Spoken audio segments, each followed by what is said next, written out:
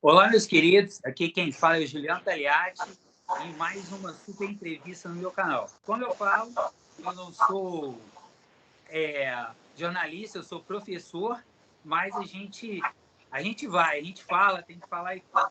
E é uma honra demais o convidado de hoje. Eu vou pedir para ele se apresentar, mas eu quero dizer, assim que ele viu a mensagem, ele mandou, eu estava dando aula online. E chegou para mim assim o WhatsApp dele ali, eu vi a mensagem, eu falei, caraca, que legal, eu vou mandar mensagem para ele assim que eu puder. Então, para mim é uma honra ter você aqui, Zé. Você vai se apresentar, vai falar da sua infância, igual a gente combinou aí. E, gente, não é toda hora que você tem assim mais de 60 anos de experiência no esporte podendo falar com a gente, não. Obrigado por ter aceitado o convite. Beleza, Zé? Pode ir. Beleza, Juliano? O meu nome é Zé Boquinha, né? Não tem... O meu apelido passou a ser José Roberto Lux. Aos 60 anos trago esse apelido. É um apelido jocoso, mas eu fiz dele um nome. Então, eu me orgulho muito disso. E eu nasci em Santa Bárbara do Oeste, a maioria das pessoas sabe disso. E desde que eu me conheço por gente, eu fui agregado à União Agrícola Barbarense, que era o time de futebol da cidade. Acabou de completar 99 anos, na semana passada. E eu meus pais trabalhavam no clube, meu pai também era um misto de técnico do time, de vez em quando, aquele cara que estava ali para quebrar o galho, ele dirigia o time, foi bom jogador de futebol. Aliás, toda a minha família, do lado do meu pai, jogou bola e bem. Meus tios diziam que meu pai foi cracão de bola. Eu não cheguei a vê-lo, porque quando eu nasci ele já tinha mais de 30, já tinha parado. E quase nasci em Minas, cara. Você acredita? Por um mês eu não nasci em Ponte Nova. Que legal. Que meu pai era soldador de destilaria, negócio de fazer tonéis de alambique. E ele casou e foi embora para Minas com a minha mãe numa empreitada. Ficou lá 8 meses. Aí acabou, ele fez uma outra, voltou para Santa Bárbara do Oeste, eles não eram de lá, eles são ali de Rafar, perto de Capivari, e aí eu nasci em Santa Bárbara do Oeste, mas quase nasci mineiro, viu? Até mais o sotaque é mais ou menos parecido. Mas eu cresci dentro do União Barbarense, fui mascote quando meu pai era técnico, depois joguei, e meu negócio era futebol o dia inteiro, né? E eu sou da época que a única diversão que a gente tinha era jogar futebol. Você vinha da escola de manhã, chegava em casa, almoçava, fazia a lição de casa e ia para o campinho ralar o dedo, né? Descarso, topada, prego, tudo aquilo que uma criança sadia fez, que os de hoje não fazem. E era uma delícia, né? A gente jogava em qualquer campo, né? Eu me lembro que tinha um campo lá que tinha uma mina. Ele era gramadinho, não era um campo, era um lugar gramadinho assim, que corria água por baixo da grama. Então ela estava sempre molhada. Era um lugar mais gostoso do mundo para dar carrinho, né? Carrinho levava 10 metros de carrinho, assim, todo mundo jogava dando carrinho. Enfim, cresci dentro do clube, tem até uma passagem muito engraçada, e eu não me lembro se o ano foi 99, 98, 89. Eu estava em Campinas um domingo e um amigo meu, São Paulino, o União tinha subido para a divisão especial do Campeonato Paulista. E esse meu amigo, um amigo de infância, de escola, inclusive, músico, hoje mora em Denver, no Colorado, Sérgio Augusto, ele me ligou, ia jogar União Barbarense São Paulo. Ô Zé, vamos assistir o jogo? Eu falei, opa, vamos, legal. Ah, tá bom, então quem chegar primeiro fica em frente do estádio esperando o outro. Eu falei, legal, beleza. Aí cheguei e fiquei encostado no muro do lado contrário da entrada. E tinha uma menina com celular fazendo reportagem, sabe? Aquela menina da rádio, assim, conversando com o pessoal chegando, né? Ainda faltava 1 hora para o jogo, a muvuca não estava muito grande. Aí eu vi que ela me viu e perguntou para o cara que estava com ela se era eu, né? Sabe quando balança a cabeça, o cara atravessou a rua. E antes de perguntar se era eu, o que eu estava fazendo, ela perguntou no ar. Ela falou, o que traz Zé Boquinha, renomado técnico de basquete, a Santa Bárbara para ver o jogo do Barbarense? É muito engraçado. Mal porque sabia ela. Eu tinha nascido naquela rua no quarteirão de baixo, assim. Eu nasci meia quadra do campo do União Barbarense. E eu falei, né? Eu falei, meu filho, eu nasci ali no meio da quadra e joguei futebol aqui até o primeiro ano profissional. Primeiro jogo profissional do time eu participei. Aí acabou a entrevista, né? Ela ficou muda, né? Porque ela falou, meu Deus do céu, que fora, né? Aí eu peguei o celular dela e comecei a conversar com os caras da cabine, que eram mais velhos, que me conheciam, e toquei, né? Depois eu falei para ela, falei, quando você vê um cara assim, como eu, que sou meio... Você não sabe o que está acontecendo, pergunta antes, né? A pergunta que você fez, faz fora do ar. Daí eu ia te explicar. Falei, não, nasci ali, joguei. Aí nós íamos fazer uma bela de uma entrevista, né? Daí ela falou, não, tá... Então, cresci, joguei, fui jogando futebol. E quando eu tinha um professor de educação física, você falou em professor, né? Que era um cara dos antigos, né? Aquele cara que dava tudo para você, você fazia atletismo, ele só não dava futebol. Futebol não fazia parte do currículo, porque o futebol todo mundo joga a toda hora. Então, ele fazia as coisas que ninguém fazia, time de vôlei. E basquete era o xodó dele. Ele era professor Atílio. Desculpa se me emociono, porque... Não, bacana, Zé. Pode se emocionar. Tem espaço para isso. E o xodó dele era basquete. E eu tinha crescido muito, eu tinha dado aquele estirão. Eu cheguei a ter 1,87 m e hoje a gente fica mais velho e dá uma curvada, né? Eu devo estar com 84, 85, mas quando eu estava bem era 1,87 m. E já com os 14 anos, eu já estava quase com esse 1,87 m. Eu era o mais alto da minha turma ali. E ele queria que eu jogasse basquete. E eu não queria, eu não gostava. Eu falei, não, professor, eu não ia. A aula eu ficava fora, eu não entrava. Aí um dia ele me chamou e falou, olha, eu sei que você gosta de futebol, né? Você deve estar passando problema em futebol, porque você cresceu muito. E a gente chama o cara a ficar mole, né? Você perde um pouco da mobilidade, né? Quando você dá esse estirão. E ele me convenceu a jogar basquete para eu melhorar fisicamente. E foi interessante, né? Que aí eu comecei a jogar e saí jogando. Eu já peguei na bola e ele percebeu que eu tinha toda a aptidão para jogar, né? E aí, um ano eu já jogava no time do colégio. A primeira vez que eu joguei um jogo oficial foi em 1959. Eu tinha acabado de fazer 15 anos, foi em agosto de 59. Até você me falou que nós fazemos aniversário quase no mesmo dia. Não, no mesmo ano, dia. Né? 26 e 27 de julho. E foi a primeira vez que eu joguei no time do colégio. E aí, para frente, eu fui começando a desenvolver naturalmente. E eu tinha um amigo meu, que até é meu padrinho de casamento, que jogava no 15 de Piracicaba, porque Santa Bárbara e Piracicaba são 30 quilômetros apenas, é colado. E já era o time campeão paulista, o Piracicaba, e esse meu amigo fazia banco no time do 15, que tinha 3 campeões do mundo, né? O Vladimir Marques, o Pecente, o Valdemar Blatkowska. E esse meu amigo me levou para jogar no juvenil. Com 16 anos eu já era titular do juvenil do 15. Eu já cheguei jogando no time do 15. Legal. E naquela época o juvenil era até 18. Então eu tinha 4 caras de 18 anos e eu com 16 para 17 jogando no time. Aí, cara, foi muito rápido o negócio. A coisa aconteceu muito rápido. E no ano seguinte, com 17 para 18, eu já fazia parte do time principal.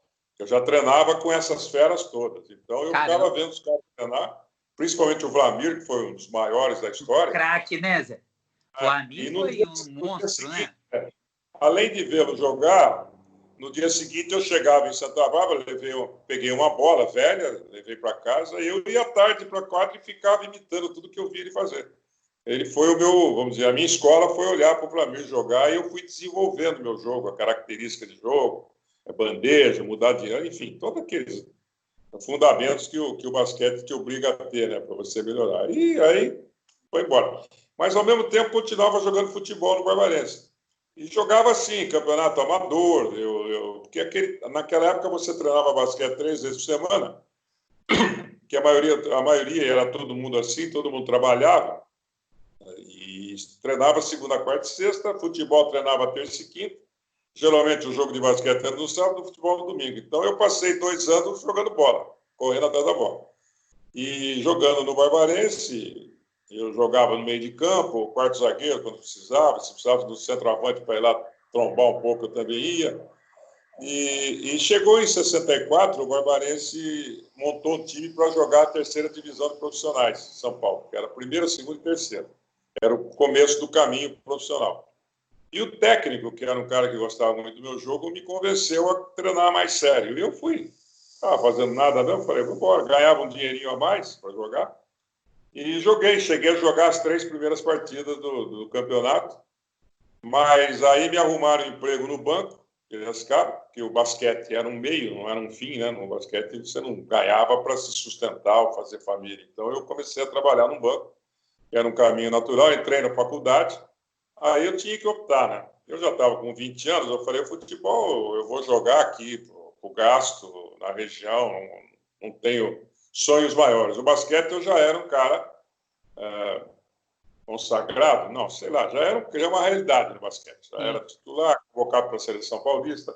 Eu falei, não, eu vou com o basquete, que o basquete vai me dar chance de estudar e trabalhar, você treina à noite, né? Então dá para você se virar.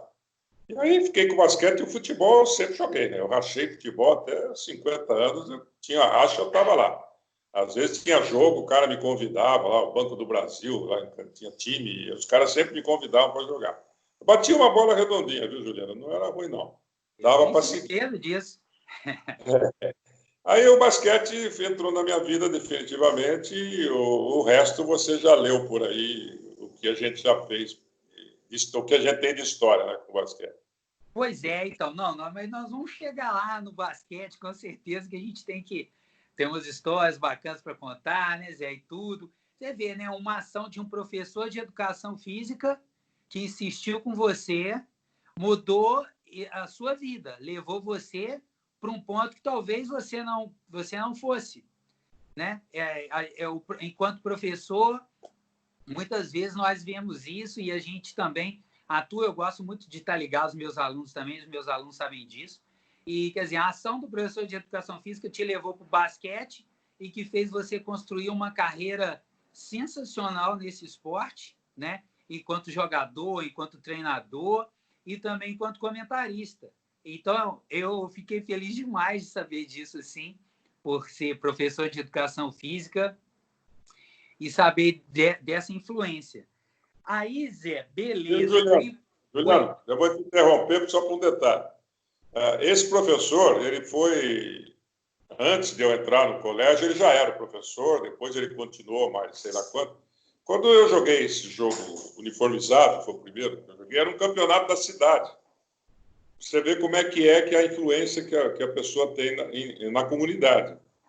E era um campeonato que eu devia ter 6 ou 8 times no campeonato. E Santa Bárbara, naquela época, era minúscula, era uma cidade de... Eu me lembro que você atravessava a cidade e em 10 minutos a pé já era canavial, era toda cercada de canavial ali. É a zona açucareira, né? Piracicaba, Santa Bárbara. Pra você ter uma ideia que tinha 60, 70 caras que sabiam jogar basquete, bem ou mal, que foram alunos dele. Hoje, se você for a Santa Bárbara para fazer um 3 contra 3, vai ser difícil achar, viu? Só se você encontrar uns caras da minha idade lá que ainda estão batendo bola. Você vê a diferença, né? O que aconteceu com o esporte no Brasil, né? O quanto importante essas pessoas foram. Sem dúvida, sem dúvida. E você falou, Zé, a minha infância foi assim também, Zé. Eu sou de 76, vou fazer 44 anos, mas a minha infância foi essa, de sair, bater bola na rua, e lá na nossa rua a gente brincava de um monte de jogos diferentes também, sempre gostei de vários esportes, de assistir também, e tudo mais. Então, você foi super privilegiado, mas a minha geração também foi. A gente brincou bastante, e que, infelizmente, isso não acontece tanto hoje, né? Mas eu, enquanto professor, eu tento levar isso para meus alunos nas aulas e também tento fazer esses jogos, que eram jogos de rua também, que ajudam muito, inclusive, até no desenvolvimento físico e psicológico também da pessoa, de um futuro atleta. Aí, Zé, mas olha só, você jogou basquete e você não falou, mas você foi medalha de bronze na Universidade em Tóquio, em 67, não foi? O nível, você jogou no altíssimo nível mesmo. Eu fui... É uma curiosidade interessante, né? Eu tive o privilégio de crescer jogando basquete com a melhor safra da história do basquete brasileiro. que foi bicampeão do mundo, 59, 63, 2 medalhas de bronze olímpicas. E eu apareci, fui revelação com esses caras jogando com 3 deles e jogando contra, né? Quer dizer, eu joguei contra todos os maiores jogadores da história do Brasil, Amauri, Jatir, Menon, e vai colocando, joguei com Rosa Branca no Corinthians, com o Vlamir novamente, Vitor. E isso aí, de uma certa forma, foi muito bom para mim, tecnicamente, porque eu ia jogando contra esses caras, você vai melhorando. E eu sempre tive grandes partidas, né, contra jogadores Isso me motivava muito. Mas, ao mesmo tempo, eu não entrava no rol dos melhores, né? Porque esses caras foram campeão do mundo, bicampeão do mundo. E eu estava na faixa de 18, 19 anos, e eles 25, 26. Eles estavam no auge da forma deles. Então, toda a seleção se repetia. E eu ficava no meio do caminho. Várias vezes eu estava numa relação de 25 jogadores, tal, eu estava ali. Mas chegava na hora de apresentar 12, 15, eu não tinha lugar. Eu não tinha lugar, não tinha como. Eu jogava bem, mas não tinha lugar, porque os caras eram fora de série. Somente na minha posição tinha uma manada de grandes jogadores. Então, isso aí foi bom de um lado e foi ruim do outro, porque eu não peguei uma entre-safra. Eu peguei a safra, no meio da safra. Aí, quando passou a safra, eu passei também. Aí tive problema de joelho, tive que fazer cirurgia de joelho, que me atrapalhou muito, fiquei tempo sem jogar. Mas eu fui para essa seleção, era capitão, inclusive, da seleção. Fui também para uma seleção B no Chile, em 70, disputar um Sul-Americano B, que não era com a nata, mas era um Sul-Americano. Ganhamos esse Sul-Americano, também era o capitão do time.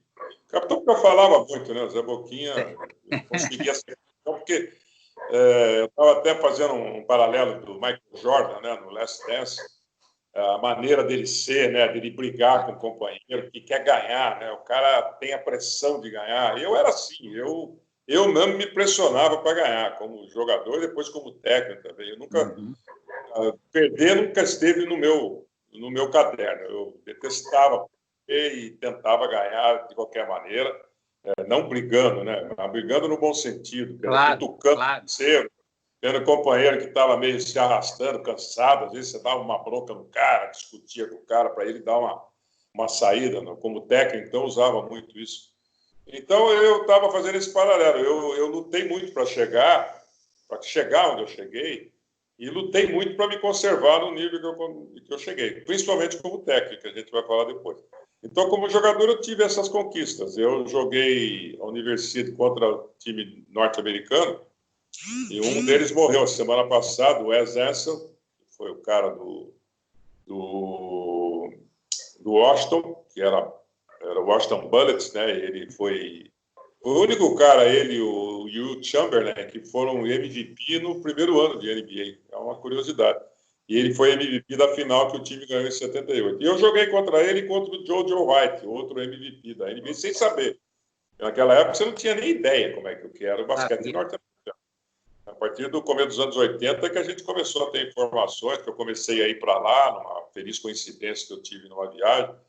E anos depois eu estava na casa de um amigo meu, que era assistente técnico do Dallas, e ele tinha lá uma livraria de basquete. E eu fui lá fuçar, achei uma livraria do SA Basketball, que era uma espécie de arquivo de todos os times que disputaram qualquer tipo de campeonato internacional, a seleção norte-americana. Aí eu fui lá em 67, falei, deixa eu ver quem que jogou contra mim. Aí estavam os dois lá. Foi quando eu descobri que eu joguei com dois estrelas da NBA antes de serem, né? Que era universitário. Então, isso aí foram acontecimentos. Como jogador, 15 Piracicaba, 8 anos, contando o segundo ano juvenil até sair, até 68. Foram, acho que 4 vezes campeão dos Jogos Abertos do Interior, uma vez campeão do Interior. Em 66, nós somos vice-campeões paulistas, no maior campeonato que eu disputei na minha vida. Todos esses caras que eu falei estavam nesse campeonato. Tinha ninguém fora. Até os que eram do Rio de Janeiro já tinham vindo para São Paulo. E nós fizemos um timaço em Piracicaba. Nós perdemos para o Corinthians, que coincidentemente tinha o Vlamir e o Amauri no mesmo time. Então era um time quase imbatível. O Corinthians era o Vlamir, o Rosa Branca, o Amauri, Biratã, o René, que era do Rio de Janeiro, Mical. E nós somos vice-campeões paulistas. E eu A gente, naquela época, recebia faixa, né? Era um negócio legal, assim, se dava o mérito para um vice-campeão, né? Hoje não, né? No Brasil, você é vice-campeão, você é mandado embora no dia seguinte, né? Não adianta nada. Então, foi uma fase, depois fui para Campinas, tinha o Emil Rachete, que jogou comigo em Piracicaba, foi para lá e eu fui junto com ele. E me radiquei em Campinas desde 68 e continuo morando lá. Joguei no tênis, também fomos campeões dos Jogos Abertos, campeão do interior, em cima de Franca, numa final histórica, o maior título da história do basquete de Campinas, que hoje está abandonado, né? Não tem mais basquete em Campinas. Tem os clubes lá que fazem o regata internacional, o tênis, onde eu jogava. E o basquete caiu muito, né, Juliano? O basquete, que era o segundo maior esporte do país, perdia só para o futebol. Hoje, não sei em que situação está. E vai estar pior quando voltar dessa pandemia aí, vai ser complicado. Vai ter um monte de time aí que vai abrir o bico, porque é um esporte que depende exclusivamente de patrocínio. Você não tem outra saída. Então, nós vamos ter um hiato aí danado. Estou preocupado com isso. De qualquer maneira, eu joguei até onde deu, fui até 76, voltei ainda para Piracicaba, disputei um último ano no 15, nós ganhamos o Campeonato do Interior, em cima de Franca. Franca foi sempre meu adversário tradicional. Eu, durante 45 anos, joguei contra a Franca, contra o Hélio Rubens como jogador, depois como técnico, o Edivar Simões também, em São José, Jacareí, mudava de time. E Monte Líbano, ele era o técnico em 87, quando nós ganhamos de 3-1 com o Rio Claro. E Rio Claro foi onde eu consegui fazer a minha melhor carreira, os meus maiores títulos. Bacana demais. Você falou aí do Last Dance, né, do Jordan, que é uma série, pessoal. Quem não viu, por favor, veja, porque é demais. E também você jogava basquete, também sempre foi ligado ao futebol, na época que o Pelé estava voando, né? Que você viu o Pelé de perto, eu acredito que você considere o Pelé, eu acho que já até vi você falar isso nos comentários também, que não tem comparação, não tem conversa, não tem o que falar.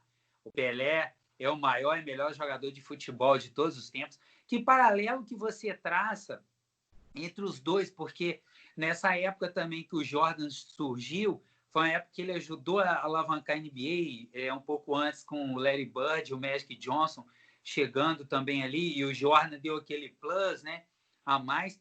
E assim, falando o que você falou lá, só fazendo um adendo, o Jordan fala, né, que ele exigia sim, mas ele não exigia nada que ele não fizesse. Então, ele treinava duro, ele pegava pesado e ele queria... Assim, eu acho que é um erro do pessoal, até dos outros jogadores mesmo na série, ele, em momento nenhum, queria que eles jogassem igual a ele. Ele sabia que isso era impossível. Mas ele queria que eles tirassem cada um o máximo, como ele fazia com si próprio. Que paralelo assim que você traça entre o Pelé e o Jordan? Olha, é um paralelo total, né? São duas divindades, né? Nós podemos falar assim. Tem uma frase do Pepe, ponta esquerda, né? Do Dorval, Mengalvo, Coutinho, Pelé e Pepe. Claro. E o Pepe é muito meu amigo, e a gente se encontrava às vezes em almoço em São Paulo. Tinha um amigo lá comum que ele trazia alguns jogadores, ligava para mim: pô, vem almoçar comigo hoje, que vem o Pepe, vem o Marinho Pérez, vem o Luiz Carlos, que jogou no Corinthians, o Dino Sani, e o Rubens Minelli participava muito desses almoços. E o Pepe, você falava para ele: pô, você foi o segundo maior artilheiro da história do Santos, né? Ele fez quase 500 gols, né? Ele falou: o segundo não, eu fui o primeiro. Mas o Pelé? Não, o Pelé é de outro planeta, o Pelé não entra na contagem, vocês estão enganados. Eu fui o maior artilheiro da história do Santos. E o Michael Jordan é a mesma coisa, né? O Michael Jordan é de outro mundo, né? Então, Michael Jordan é hors concurso, já não fala nele. No meu ponto de vista, o Kobe Bryant foi o segundo maior jogador da história da NBA. Eu não tenho a menor dúvida, que era um cara também com a mesma dedicação, com a mesma firmeza, e copiava muito o Michael Jordan. Né? Era muito parecido, né, Zé? Ele não falava, né? Há pouco tempo eu vi uma entrevista dele antiga, e ele ficava olhando para o Jordan, que ele se tornou muito amigo do Jordan, e o Jordan dava conselho para ele e ensinava ele quando ele estava. E depois a gente discute, aí uma tropa de gente boa, né? Larry Bird e Magic Johnson, LeBron James já entra nessa conversa, Oscar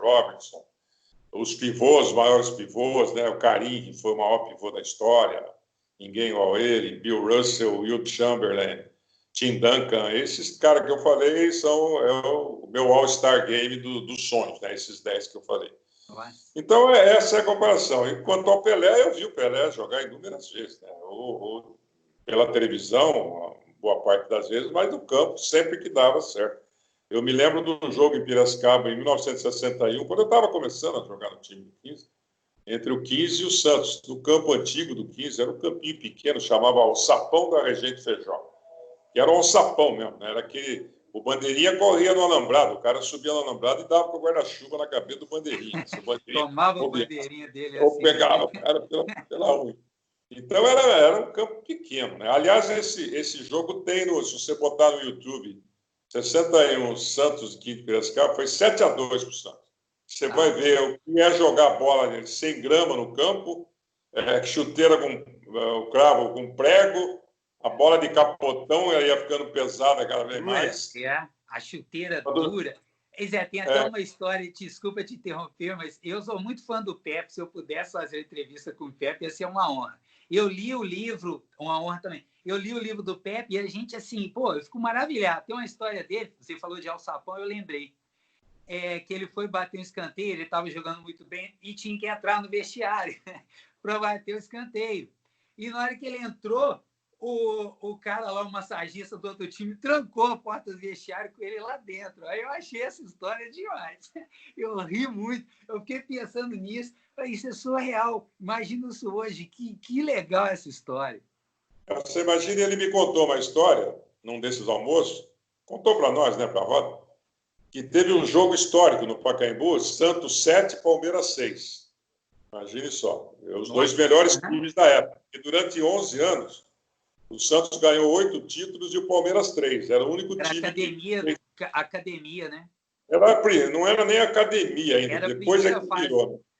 Né? Mas era um baita time, né? Então, o jogo foi numa quarta-feira à noite, e ele falou, a gente subia de táxi. A gente saía, vamos dizer, o jogo era às 9 horas, quando era 6h30 e tal, vinha chamando o táxi, entrava 4 num táxi, subia, aí do outro táxi e um de táxi. O táxi ficava esperando. E acabava o jogo, eles tomavam banho rapidamente e desciam de volta para Santos. Ele não tinha carro. Então, ele morava em São Vicente e ele fez, acho que, 3 gols nesse jogo. Parece que ele foi artilheiro do jogo. E ele conseguiu pegar o último ônibus circular para São Vicente, tipo meia-noite. Ele correu no ponto do ônibus, o ônibus estava chegando, ele conseguiu entrar. Depois de jogar uma partida de 7-6, imagina, ele só viajar, voltar. O cara não tinha carro. E ele senta no banco, aquele bancão quadrado, né, de circular, né, com roleta e tal. Aí entra um cara, senta do lado dele, olha para ele e fala, você não é o Pepe, né? Eu falei, eu acabei de ver você fazer 3 gols lá no Pacaembu, o que você está fazendo aqui? Eu falei, estou indo para casa, o que você quer que eu vou fazer? Estou cansado para caramba, estou indo dormir. Então, para a gente, os caras de hoje, esses caras que são venerados, aí, que ganham milhões, e que parece uma coisa absurda, né? Eles são mais super astros, né? Astros pop do que jogador de futebol, né? Intocáveis, assim, muitas vezes. O Neymar nunca se enquadrou que é um jogador de futebol, que ele tinha que jogar futebol. E não ser tudo isso que ele foi, que o futebol dele ficou meio estranho, né? Apesar dele continuar a ser um grande jogador, mas ele não atingiu nunca o potencial dele, porque ele fica restrito a outras coisas. Ele desvia do foco para outras coisas. Esses caras não, esses caras eram como eu, jogavam bola todo dia. O cara pitava o fim do treino, você brigava com o técnico, não, mais 10 minutos, né? E já fazia 3 horas que você estava rachando, né? E racha, então, não acabava nunca, né? Fim de semana tem racha, tem. Então, era o dia inteiro racha, né? Então, o negócio era jogar. E o Pelé é um grande exemplo disso, né? O Pelé era obstinado, né? O Pelé, diferentemente do Michael Jordan, e eu ponho até o Oscar Schmidt nessa conversa, que era mais ou menos a mesma cabeça, né? Eu falo de mim também, né? Claro que eu não atingi o nível desse jogador, mas a maneira de jogar, a vontade, a disposição, o querer ganhar, o querer ser mais forte, trazer todo mundo junto com você no seu nível, até jogadores melhores com quem eu joguei. O Oscar era assim também, eu fui técnico dele, sou muito amigo dele, era um cara que brigava, saía no tapa no vestiário, às vezes, depois de jogo. A gente apartava umas brigas dele, de vez em quando, por essa disposição de ganhar, ele não admitia perder, o negócio dele era ganhar. Então, o Pelé simbolizou muito isso, né? Eu vi demais o Pelé jogando. E eu sou corintiano, né? Imagina esses 11 anos aí que o Corinthians não ganhou nenhuma do Santos, né? Quer dizer, eu tinha a maior bronca do Pelé da minha vida, eu tinha que admirá-lo pelo que ele é, e eu admirei, não tem como escapar disso, né?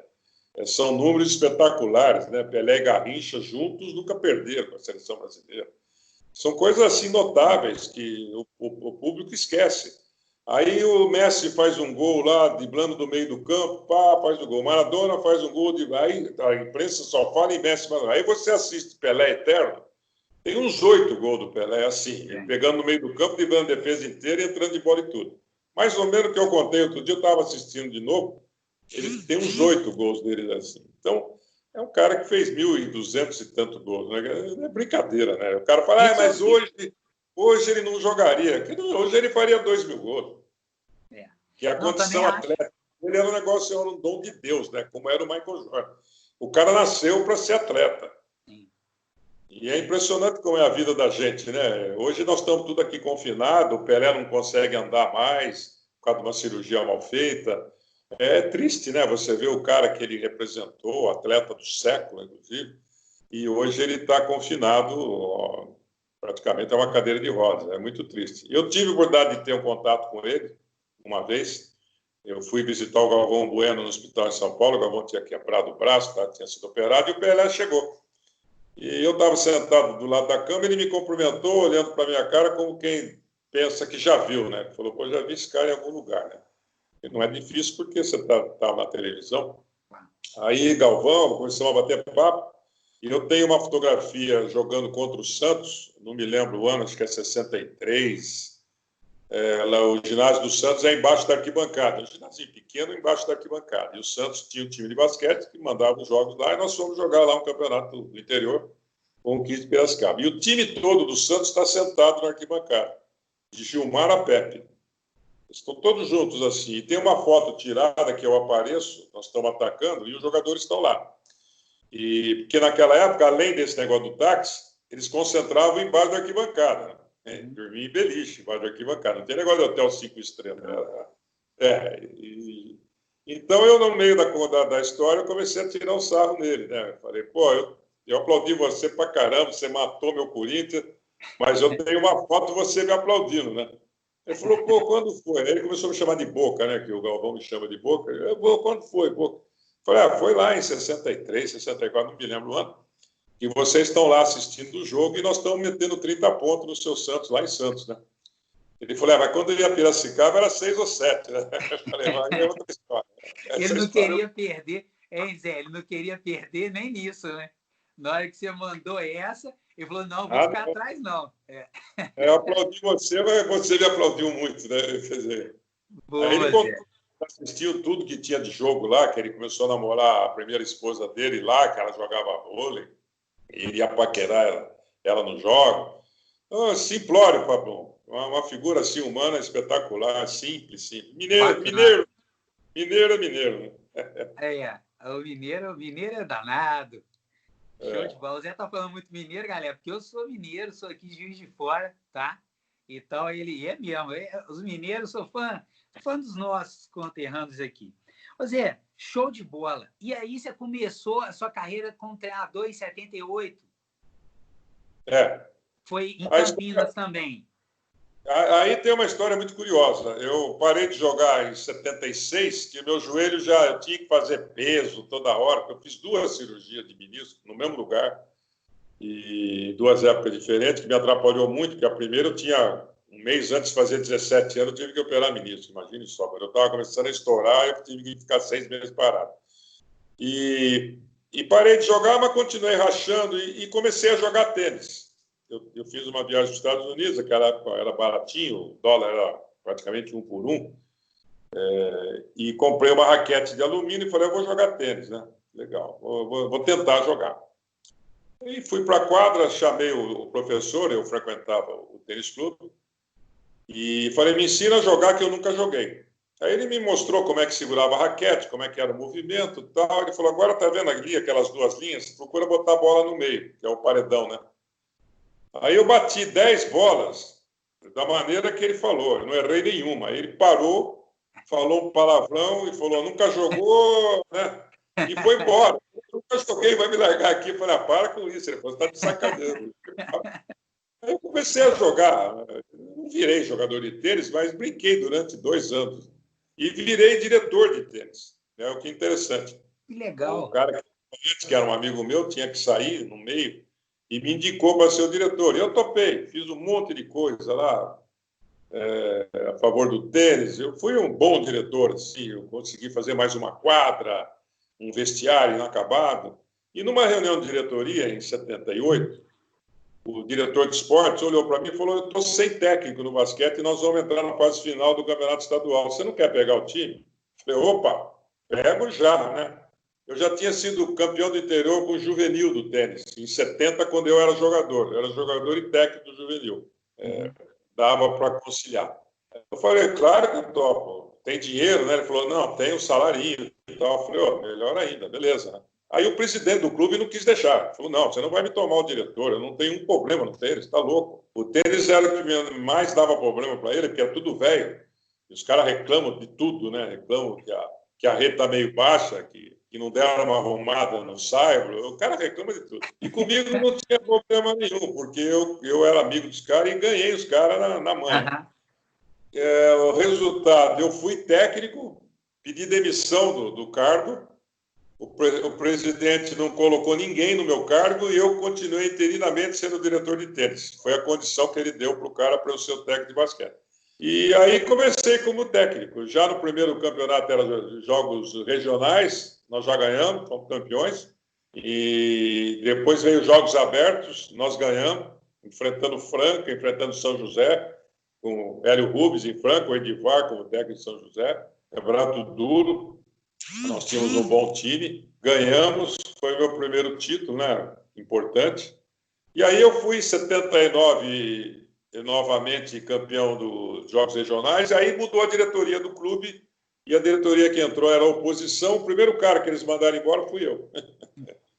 Tudo que eu tinha feito foi para o brejo. O cara não considerou que eu era sócio do clube e trabalhava para o clube. Então, eu fiquei de 79 a 82 sem treinar ninguém, né? Em 82 é que eu voltei em Piracicaba, que o Pecente me ligou para eu ser técnico lá da Unimep, masculino. E aí recomecei. Aí a carreira continuou. E eu tive em 81, eu fui de férias para os Estados Unidos. E na volta viajei com a Universidade de Iowa no avião. E a Universidade de Iowa vinha para jogar contra o Flamengo no Rio, um jogo, e 3 jogos contra o Círio em São Paulo, Círio com o Oscar Schmidt. E o Círio estava se preparando para o Campeonato Mundial Interclubes. Em Ibirapuera, o Círio tinha ganho em 79, ia repetir o Campeonato 81, que o Real Madrid ganhou do Círio. E eu me apresentei para os caras no meio do caminho lá, a hora de... Vai todo mundo para o banheiro de manhã, né? Aquela fila, tinha um cara na minha frente, eu bati no cara, vocês são o quê? É um time de basquete, né? Que a gente não sabia o que era. Deixa eu tomar uma água aqui, porque... Tranquilo, Zé.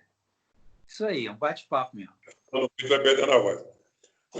E eu me apresentei e falei para ele, eu sou ex-jogador, só fui técnico até agora, tal. Aí o cara se interessou muito em conversar, porque eles não conheciam nada do Brasil.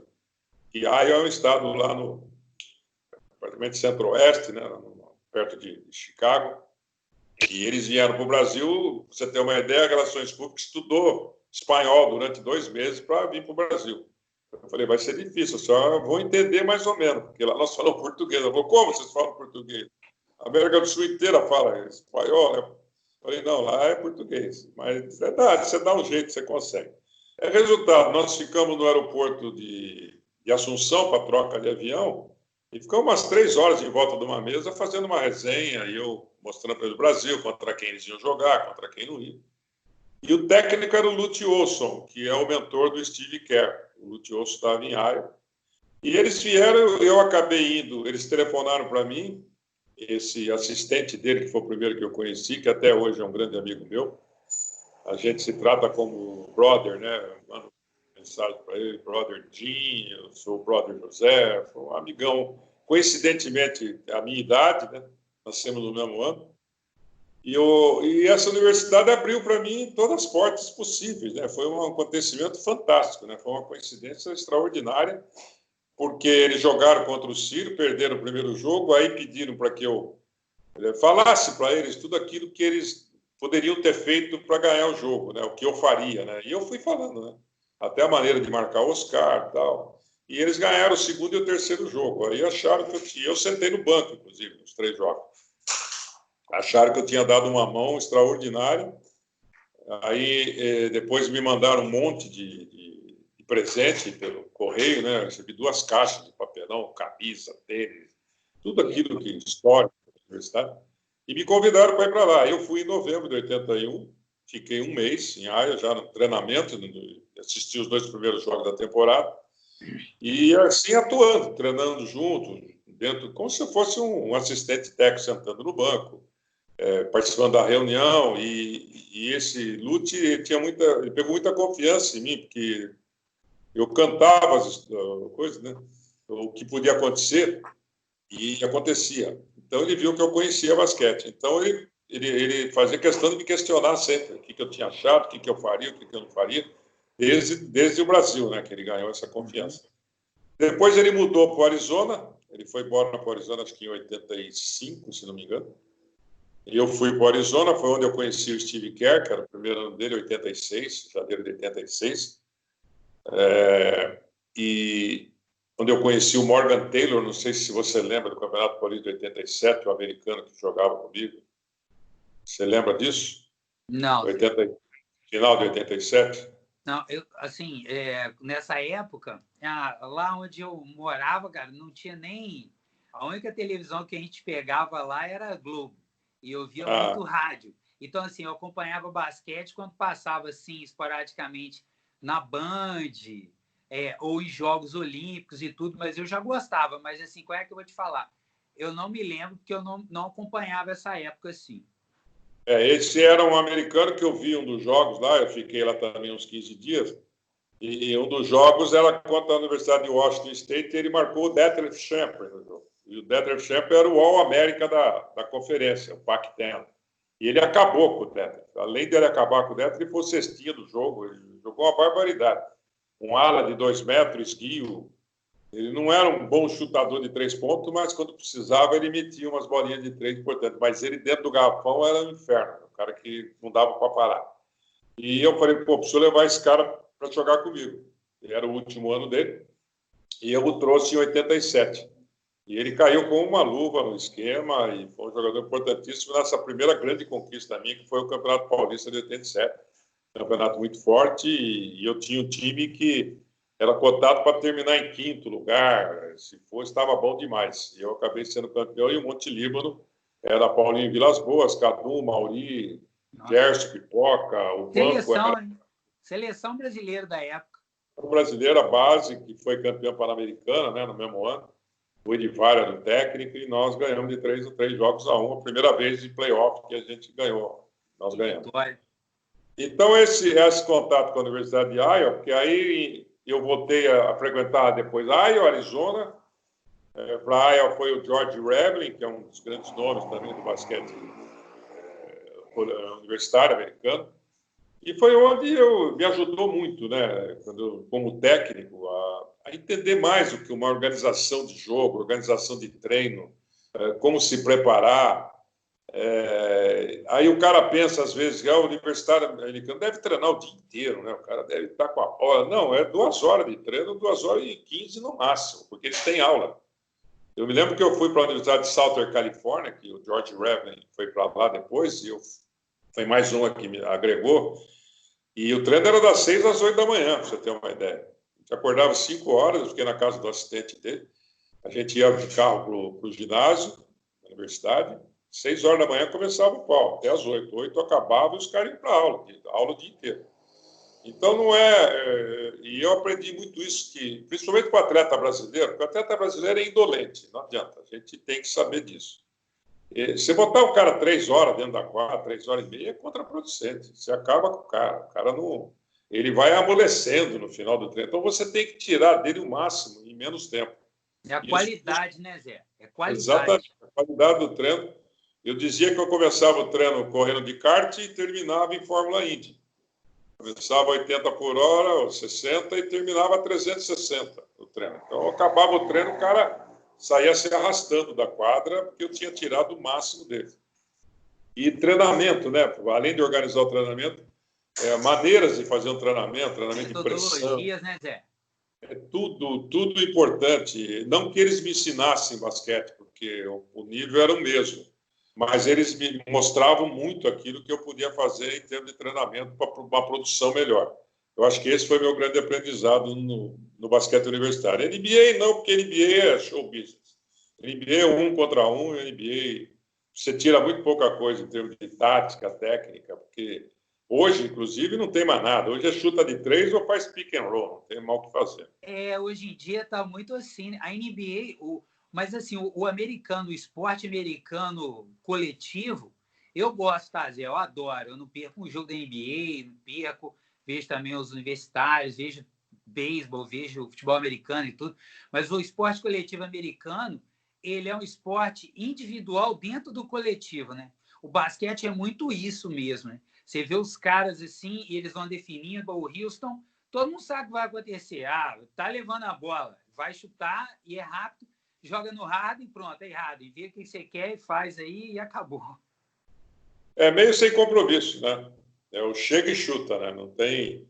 Chegou livre e chuta. É difícil. Você vê os detalhes do Michael Jordan quando o Phil Jackson chegou e quis montar o triângulo, né? E ele falou, não, peraí, pô, a bola tem que vir para mim. Eu jogo assim. Ele falou, não, a bola vai para você, mas nós vamos trabalhar o triângulo. E o triângulo movimentava, o fim do triângulo dá para o Michael Jordan, ele se vira. Então, é quase um faz de conta, né?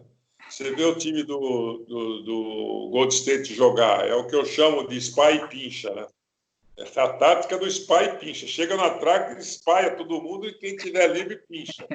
Então, o Gold State. Eu vou falar, E não, o Greg Popovich, Zé? O Gold State faz um tipo de jogada que a gente fazia lá no meu tempo, que é o passa de um lado e faz bloqueio do outro. Abre 4, tinha um pivô só, às vezes, e eles nem pivô usam praticamente, às vezes são 5 abertos, e pode ver a movimentação, é um passing game, passa a bola para um lado e vai fazer bloqueio para o outro e faz o pick and roll, que no meu tempo chamava-se de falso corta-luz, né? Você faz de conta que faz o corta-luz, mas gira para dentro e entra para tentar receber o passe nas costas. Isso não é novidade, por isso que eu falo, o basquete não se inventou nada. O que a gente fazia na década de 60, eles fazem também hoje, só que com muito mais músculo, muito mais força e muito mais tamanho. E a bola de 3 azarou o jogo. Hoje é bola de 3. Você vê um jogo de Gold State, de Houston, é de lascar, cara. Metade das bolas é de 3. Então, taticamente, para um técnico olhar, não tem quase nada para você fazer. Eventualmente, eles têm uma tática, uma jogada, numa pedida de tempo, né, estourando o tempo para ganhar. Mas no jogo, via de regra, pega o rebote e corre para cima. É transição, transição, transição. E o basquete brasileiro, isso é bom falar, porque é histórico. O basquete brasileiro foi bicampeão do mundo, ganhou 2 medalhas olímpicas jogando dessa maneira, na transição. O basquete aqui sempre foi transição, não tinha negócio de levar a bola devagar. Era chegar rápido, arrancar rápido para levar vantagem. E foi assim que o basquete conseguiu as melhores conquistas. Tanto é que ganhamos de Indianápolis, dos Estados Unidos, jogando assim. Chegando no ataque rapidamente, isolando o Oscar e Marcel jogaram uma barbaridade naquele jogo e ganharam dos Estados Unidos lá dentro. Os Estados Unidos não levou muita fé, estava ganhando de 22 pontos no primeiro tempo. E eu me lembro que eu comentei esse jogo para a TV Cultura, e quando o Marcel meteu aquela bola do meio da quadra, que ele baixou a diferença para 17 pontos, para 17. Assim, 17, eu no intervalo falei, essa bola vai mudar o jogo. Essa bola o time do Brasil vai para o vestiário naquele vamos lá, aquela empolgação, vai voltar marcando pesado e pode virar esse jogo. Aí o Dudu, que era o narrador, olhou para mim e começou a rir, né? Falou, Zé, tá maluco, né? Vai mudar o dentro dos Estados Unidos. Um baita time americano com David Robinson. Eu falei, os Estados Unidos não tinha chutador de 3. Se você analisar, não tinha. O Brasil deixou o perímetro, né? Eles deixaram o perímetro para os americanos chutarem. O Oscar e o Marcel falavam, chuta, tá todo mundo te vendo, vai lá. E o cara caiu, começou a errar. E o Marcel e o Oscar matando todas, né? Ô Zé, eu não sei, assim, eu coloco o Marcel no mesmo nível do Oscar. O Oscar, eu sou apaixonado no Oscar também e tal, mas para mim o Marcel jogou tanto quanto o Oscar. Eu tenho uma briga com o Oscar antiga, né? E o Marcel foi melhor que ele. Não é do mesmo nível. O Oscar foi mais completo. E o Amaury e o Vlamir também. Só que o Oscar tem aquela qualidade de energia, de força, de vigor, de treinar como um cão danado, né? O Oscar, ele brigava comigo e falou, mas quanto esses caras treinavam? Vocês treinavam 3 vezes por semana, eu treinava todo dia. Eu chutava 1000 bolas por dia. Eu falei, beleza, por isso que você é Oscar, você não seria. Então a gente tem uma empatia muito grande com ele, mas temos essa piniba que às vezes ele fica bravo comigo. E o Marcel foi o melhor jogador. Eu cheguei a jogar contra o Marcel com 16 anos no time de Jundiaí. Ele já com 16 anos já jogava no time que o pai dele era o técnico, né? O pai dele que ensinou ele a jogar praticamente. Muito meu amigo, o Ramon, falecido. E eu vi o Mauri e o Marcel crescerem, né? E cheguei a jogar um final de carreira, Corinthians, um jogo de campeonato estadual contra o Marcel. Ele com 16 já jogava uma barbaridade. Era muito técnico, né, Zé? Ele foi para a seleção com 17 anos. Né? E ele foi mais completo. Só que ele não tinha a força física que tinha o Oscar. O Marcel era aquele jogador mais lento e tal. Mas, tecnicamente, ele era muito, muito bom, foi superior. Então, 2 jogadores que o basquetebol brasileiro, a seleção minha de todos os tempos do Brasil, são eles 4, né? Vlamir, Amaury, Marcel, Oscar e Marquinhos do pivô. Esse é o time meu da história. E a Paula e Hortência na reserva. Nossa, eu sou muito fã dessas duas, Zé. A Paula, quando era garota, eu tinha aqueles embates, né? Os jogos da Paula contra a Hortência, né? Sempre uma estava no time, outra no outro. Nossa, assim, eu sou fã da Hortência também, acho que a Hortência jogou demais. Mas, assim, eu sempre torcia para o time da Paula. Gostava muito. São estilos diferentes, né? Eu fui técnico da Paula, eu fiquei 1 ano técnico, joguei contra a Hortência por dentro. A Hortência era imarcável, era difícil. Ela tinha o arranque de um homem jogando com mulher. Então era muito difícil. Eu consegui fazer ela fazer 20 pontos no jogo, fazendo marcações especiais. E a Paula era dominante, né? A Paula, com a bola na mão, ela dominava o jogo. E do mesmo nível, né? As duas do mesmo nível, uma com uma explosão maior que a outra. É como comparar o Marcel com o Oscar e como comparar o Vlamir com o Amaury também. O Vlamir era explosão atlética e o Amaury era cabeça, era condição de fundamento, de levar a bola, de jogar como armador. Então, é interessante isso, é muito relativo, né? Porque você tendo 2 jogadores de características diferentes do mesmo nível, você faz um grande time, né? Nossa. E quando você tem 2 caras que só chutam, fica difícil, você precisa de 2 bolas. A NBA tá meio assim, né, Zé? Igual você o Carmelo Anthony foi para o Houston Rockets e durou 11 jogos, né? Porque o James Harden falou, peraí, pô, a bola é minha. Esse cara vem aqui e vai chutar todas, não dá, né? Tem que ter 2 bolas, né? Uma para cada um, né? Exatamente.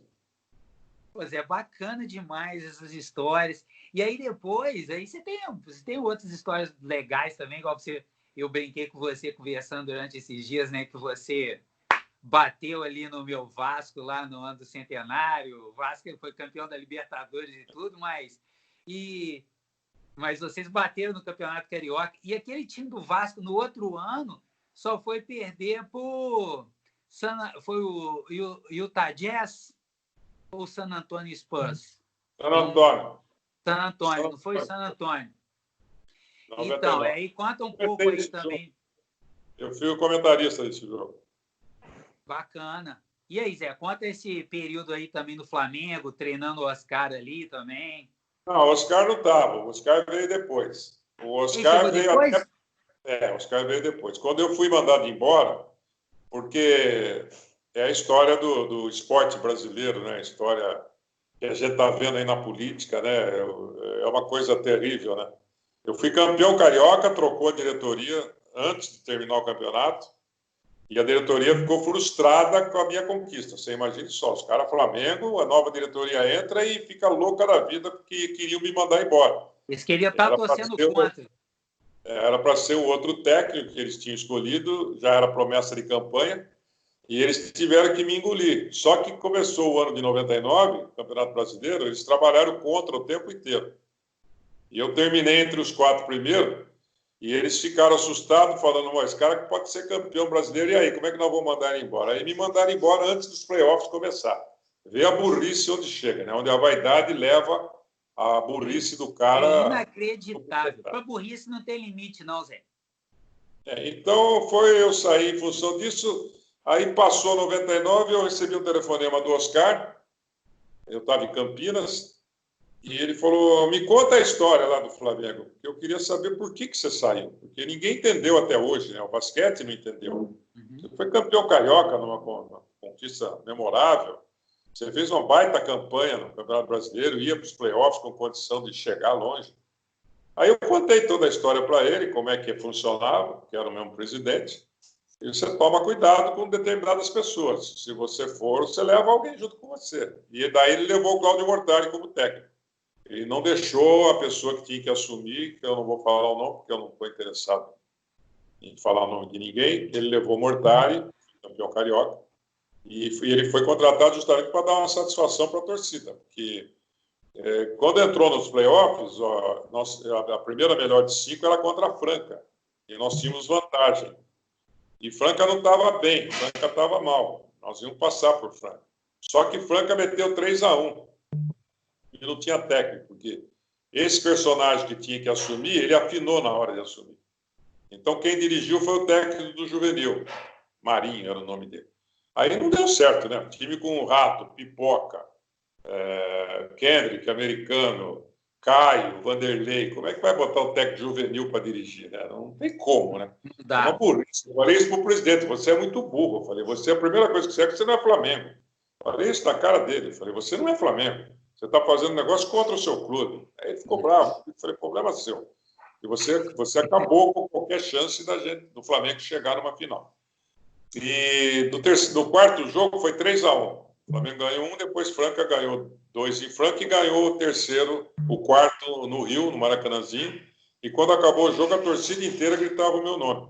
Eu não estava lá, estava em Campinas, fiquei sabendo depois disso aí.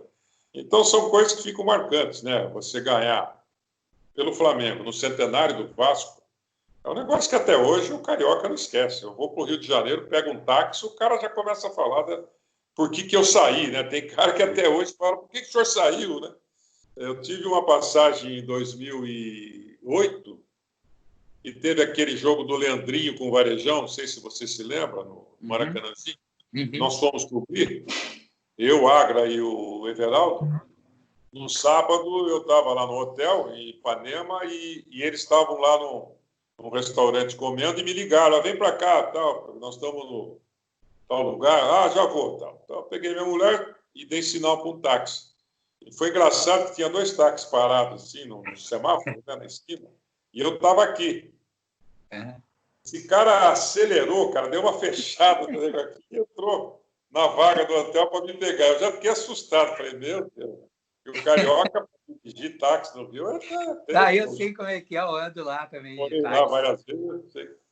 Aí entrei no carro do rapaz, era um rapaz novo, assim, dos 30 anos, menos.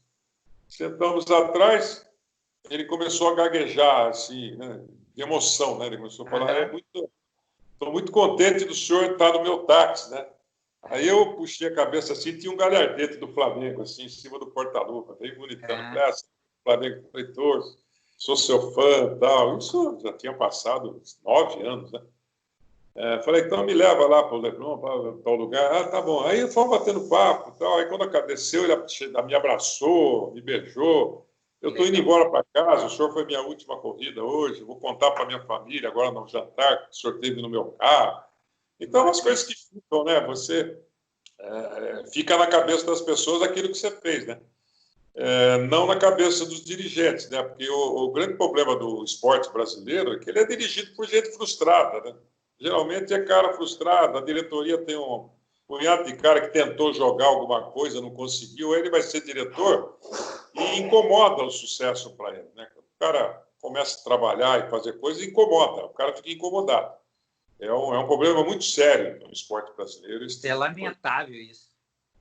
Lamentável. Eu passei muito por isso e sei como é que é. Aí mesmo, Uberlândia, né? Eu fiz a maior campanha da história de Uberlândia, perdi na final porque a arbitragem me roubou uma barbaridade em 2003. Eu fui em primeiro lugar no primeiro jogo até eu perder para o Coque no quarto jogo. E fui assaltado. No terceiro jogo me assaltaram lá dentro de Uberlândia. Trocaram o juiz, inclusive, porque foi exigência do Coque trocar o juiz, colocar um juiz venal. Também não vou falar o nome para não dar moral para o imbecil. Não dá moral para essa gente. No dia seguinte eu fui mandado embora. Quer dizer, e o dono do time falava, você foi o maior lucro que eu tive aqui, né? O maior melhor custo-benefício, porque o time foi mais barato, enxuto, e eu tive mídia o tempo todo, né? Porque eu era primeiro, eu tinha que ter mídia, tinha televisão todo dia no treino, e Globo Esporte, enfim, a Sport TV tinha que passar os meus jogos, que eu era o primeiro colocado. A maioria dos jogos que a TV passou era Uberlândia. E o cara foi mandado embora no dia seguinte. Então é assim que funciona, né? O patrocinador do time que está tendo lucro com você, ele é o primeiro a ter raiva de você. Por quê? Porque o Uberlândia, naquele momento, passou a ser o time do Zé Boquinha, não o time da Unite. O time do Zé Boquinha. Então o cara já fica, sabe, é um negócio triste, escabroso. Isso é uma coisa que não tem nem cabimento, sinceramente. Isso aborrece muita gente que gosta de esporte. Mas como a gente ama o esporte, né, Zé? A gente não consegue largar o esporte, né? E lamenta por essas pessoas aí. Porque esse tipo de situação não faz o esporte desenvolver, crescer. Né? Igual você começou, estava falando antes lá do basquete. O basquete, assim, eu gosto muito dos esportes. O basquete é um desses principais para mim. Eu amo muito basquete. Eu sou o cara baixo, eu tenho 1,75 m. Hoje, cada vez mais baixo, né? Porque cada vez mais as pessoas estão mais altas. Mas eu adoro jogar basquete, eu bato bola na quadra que tem aqui perto. Nas minhas aulas também eu sempre trabalho também o basquete, brinco com os meus alunos também. Aí você vê esse tipo de coisa, não que acontece não só no basquete, se a gente for a fundo, isso acontece em todos os esportes. No handebol, no futsal, no futebol. Isso é lamentável, porque ao invés do dirigente estar preocupado com o bem-estar do clube dele e ele imaginar que o que vai pegar na frente dele vai pegar um clube saudável e um clube melhor, não. Eles começam a boicotar ali e um atrapalha o outro, e o clube fica no meio daquele fogo cruzado, e aí eles não estão nem aí, porque eles estão preocupados apenas com os interesses próprios, né? Isso destrói o esporte no país. Você imagina o futebol, que eu também participei muito depois, já falei que eu joguei futebol, e tem até uma curiosidade, até os 50 anos, o que eu mais fazia era rachar futebol. Eu raramente rachava basquete, por um detalhe importante. Quando você ia rachar em algum lugar, geralmente, os caras mais velhos, tem uns caras que gostam de jogar, mas que nunca jogaram basquete. Eles não têm a manha. Então, eles têm tempo atrasado, eles te machucam. Tem os caras que querem dar porrada em você porque você foi nome, então o cara quer falar, não, dei uma porrada no Zé Boquinha. Então, às vezes que eu ia jogar, tinha encrenca. Eu tinha encrenca comigo porque o nego me dava uma porrada, aí eu dava uma no cara, porque ele se machucava. Eu sabia dar, e o cara não sabia. Aí o bicho pegava. Então eu parava, eu não ia rachar, eu só ia rachar basquete se fosse um grupo de ex-jogadores, dos caras do meu nível. Aí beleza, ou um jogo de veterano, e os caras jogavam, eu joguei veterano e tal. E rachava futebol direto, até os 50 eu jogava futebol. Eu cheguei o Cilinho, que faleceu recentemente, né, que você conhece, técnico, claro, um dos maiores técnicos de banco do futebol brasileiro. Era muito meu amigo, ele tinha um time, Bola Preta, no ano de 79, que ele treinava a Ponte Preta, e eu era o centroavante do time dele, eu era o goleador do time dele. Ele jogava também, a gente saía para jogar ali na Redondeza, ele concentrava o time. Então, sexta-noite ou sábado à tarde, a gente tinha um jogo marcado, em volta de Campinas ou em Campinas. E eu fui diretor da Ponte Preta no início de 84, entrei para ajudar, em 83 eu ajudei a Ponte Preta. Eu ajudei muito, fiz muita coisa com a Ponte Preta, mesmo não sendo diretor, às vezes os caras me chamavam para dar uma ajuda, porque eu tinha muita presença com a imprensa, né? Tinha um campo livre com a imprensa me respeitava, eu podia passar as coisas certas para a imprensa. E ajudava também na parte diretiva, ali, quando eles precisavam de algum contato maior, eu tinha isso aí. Então, eu vivi muito isso aí. O futebol é 10 vezes pior que o basquete. Porque o futebol, além de você ter 25, 30 jogadores, você tem 10, 15 empresários. Você tem a mãe do jogador, o pai. Você tem a torcida que não gosta desse, gosta daquele. Que não gosta do técnico. O técnico geralmente é burro. Como dizia o Otto Glória, né?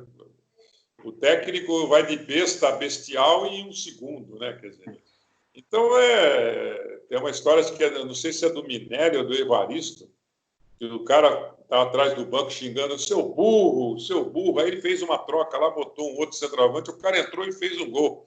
Aí ele virou pro cara e tá vendo? Você tá me xingando lá, fez o gol. Ele falou, mas você continua sendo um burro com sorte. O cara falou para ele. É o folclore do futebol. E o futebol, então, a ingerência de pessoas é danosa demais, cara. É complicado. Você consegue tirar um cara da condição de jogo dele só com o empresário falando para ele, o técnico não te põe, só te põe na fria, te põe na pior. Então, isso aí é um negócio tão comum no futebol, por isso que o futebol brasileiro é esse up and down danado aí, né? Essa vaidade também, né, Zé? Essa última Copa foi a mais fácil da história para o Brasil ganhar.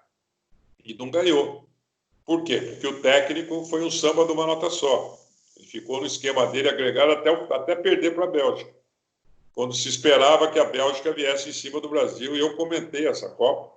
Você sabe que eu comentei futebol também durante 8 anos na ESPN. Eu na sei. rádio. Você ainda comenta eu Taça São Paulo de Futebol Júnior. Eu vi você comentar também várias vezes, vários jogos. Isso. E o único jogo nessa Copa do Mundo de 2018 que o Brasil mudou um pouquinho foi contra o México, que o Willian começou a flutuar e o time foi o jogo que o Brasil jogou um pouco melhor.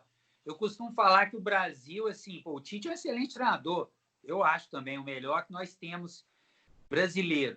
Mas o Brasil parece um time de totó. Os caras não saem dali, todo mundo no mesmo lugar. E quando sai o Neymar, que prende demais a bola e acaba tomando porrada sem precisar tomar porrada. Tem uns detalhes interessantes, até curiosos, que eu vou te contar. Quando o Muricy estava no Santos, ele teve diverticulite. E o Muricy é muito meu amigo. E eu fui visitá-lo no Hospital São Luís. Eu estava em São Paulo para fazer alguma coisa na TV e aproveitei a tarde e fui lá visitá-lo. Até cheguei, ele estava assim, morto, sabe? Quando diverticulite, o cara não pode comer nada, né? Até ele falou, pô, Zé, que bom que você chegou para a gente bater um papo. Nossa, eu estou morto, não como nada, não estou sem força. Aí sentei do lado da cama dele e ficamos fazendo uma resenha. Aí eu falei para ele, cara, eu não consigo entender como é que vocês botam o Neymar para jogar de ponta esquerda. Alguém precisa me explicar isso. Ele falou, mas é a posição... Ele falou, não, Muricy, imagine você, que conhece tanto quanto eu, o Pelé jogando na ponta esquerda.